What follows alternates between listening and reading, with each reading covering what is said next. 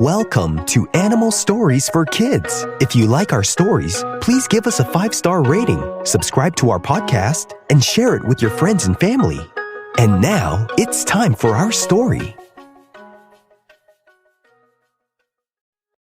Once upon a time, there was a badger named Hugo. Hugo the badger lived in the hills of the countryside, where the fields stretched out under the moonlit sky.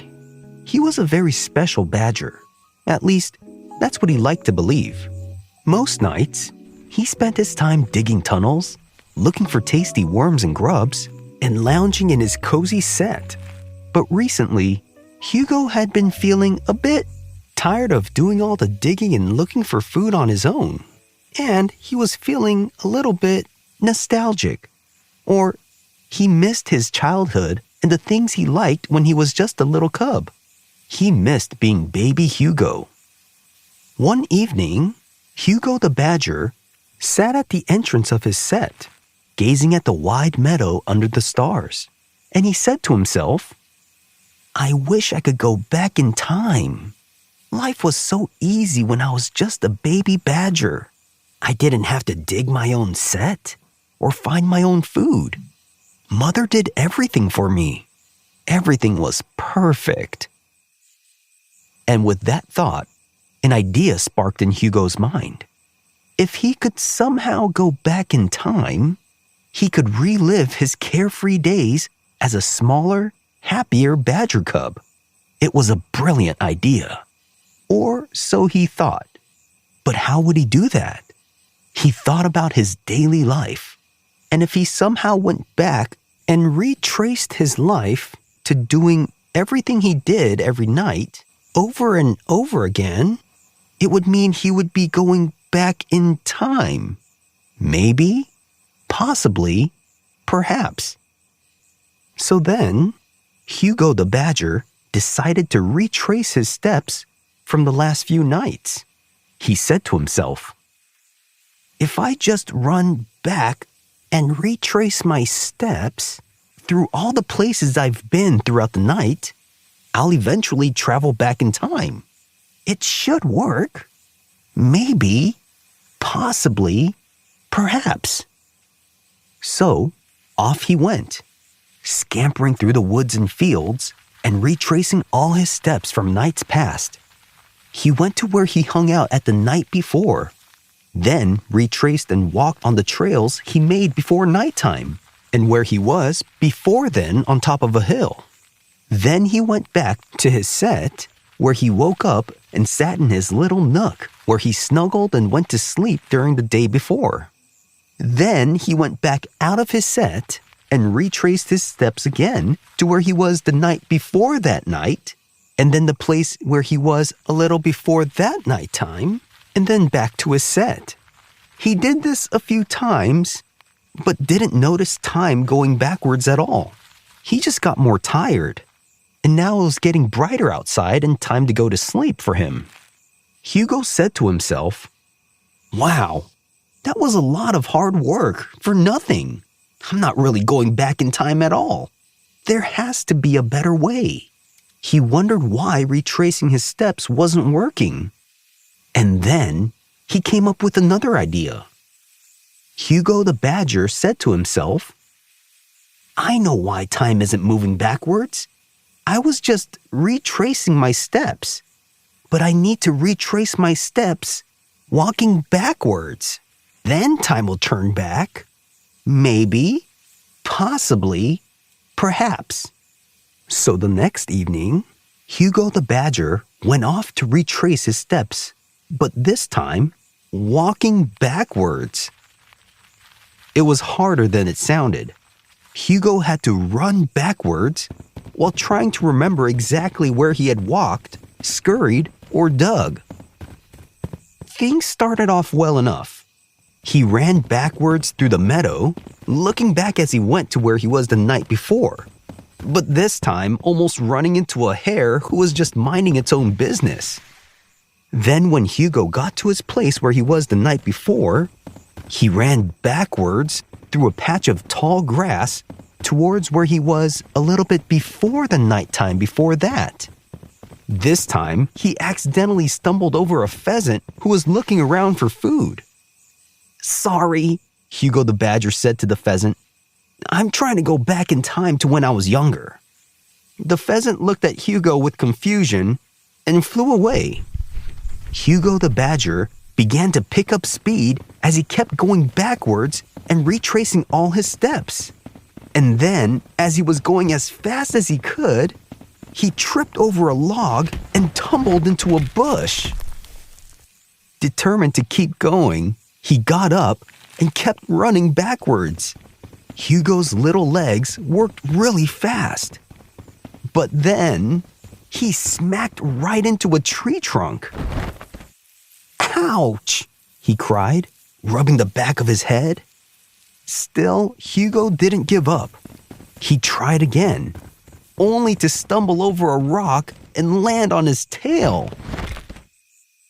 "This is impossible," he groaned, sitting in a heap of leaves under the moonlit sky. "I'm going to get myself hurt, or worse. There's gotta be another way."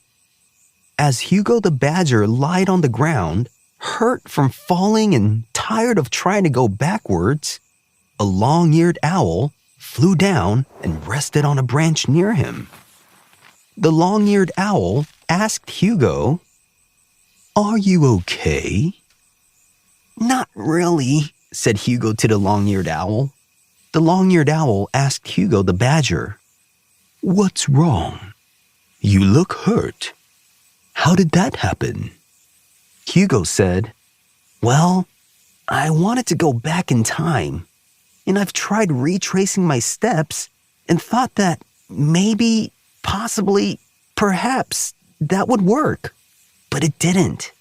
So I tried retracing my steps and running backwards, thinking that maybe, possibly, perhaps that would surely move time backwards too. But it's not working either. Do you know how I can go back in time?" The long-eared owl tilted its head and asked, "Why would you want to go back in time?" Hugo the badger sighed and slumped his shoulders and said, "Because life was easier when I was a baby badger. I didn't have to dig my own set or find my own food. My mother did everything for me. But now I have so many responsibilities, and it gets hard." The long-eared owl was silent for a moment, its feathers ruffling gently in the breeze.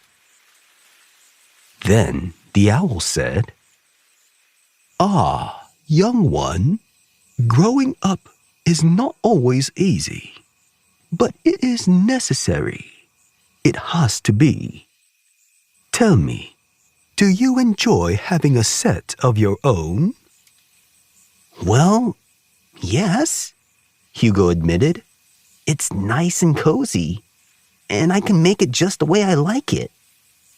"And do you enjoy finding your own food?" asked the owl. "I guess so," Hugo the badger said, scratching his head. "It's kind of fun digging around and finding worms and beetles. Sometimes I even find tasty mushrooms." The long-eared owl chuckled softly. "You see, Hugo, responsibilities are part of growing up. It may seem difficult at times, but it also gives you freedom. Once you grow up and move away from your mother, you get to make your own choices, build your own home, and discover your own adventures. That's something to be proud of." Hugo the badger tilted his head, considering the owl's words, and said, "I never thought about it that way." The long-eared owl continued, "And remember, the skills you've learned digging your set and foraging for food make you an even better badger. Imagine if you never grew up. You'd never learn how to take care of yourself or explore the world as you do." "That's true," Hugo said slowly. "If I were still a baby, I'd probably be stuck in the set all the time, and I would have to eat all the food that my mother always gives me. and I couldn't just look for my own food. The long-eared owl nodded. Exactly. So instead of wishing to go back in time, why not focus on the joys of being who you are now? There's a big, beautiful world out there for a young badger like you. Then the long-eared owl flew away. As Hugo the badger walked back to his set that night, he thought about what the owl had said. Sure, being a baby badger had been fun, but he realized that he liked his life now too. Ever since he grew up and moved away from his mother, he loved the freedom of digging his own set. He loved the thrill of finding hidden snacks in the soil, and he was proud of making his own way in the world. And he was able to travel to visit his mother anytime he wanted. When he reached his set, Hugo sat at the entrance and gazed at the twinkling stars above. Maybe, possibly, perhaps, growing up isn't so bad after all, he said with a smile. From that day on, Hugo stopped worrying about going back in time. Instead, he focused on the present, enjoying his own adventures, and knowing that every new night in the hills brought something exciting to discover that he could experience for himself. And if he ever felt overwhelmed by responsibilities, he'd remember the owl's words, that having responsibilities means having freedom too. Hugo then curled up in his little nook in his set. He wrapped his tail snugly around him and started drifting off to sleep.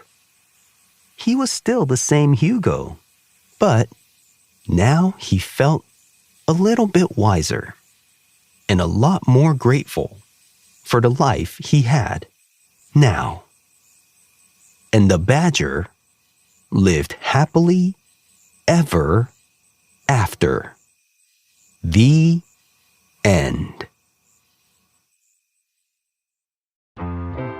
Badgers are short-legged omnivores from the family Mustelidae. The family Mustelidae includes other animals like otters, wolverines, minks, and weasels.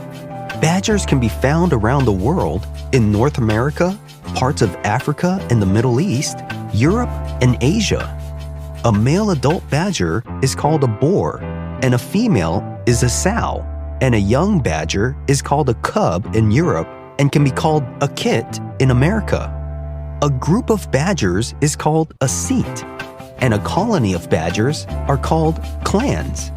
There are many types of badgers all around the world, like the honey badger found in Africa or the Middle East or India, the American badger found in North America, the European badger found in Europe, the Asian badger, Japanese badger, Chinese ferret badger, Burmese ferret badger, Javan ferret badger, and the Bornean ferret badger found in Asia and in Southeast Asia.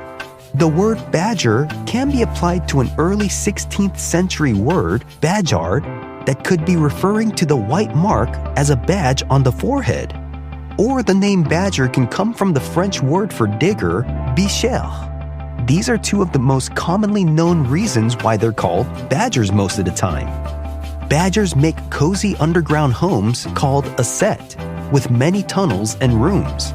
Badgers even have outdoor bathrooms near their set to keep things clean.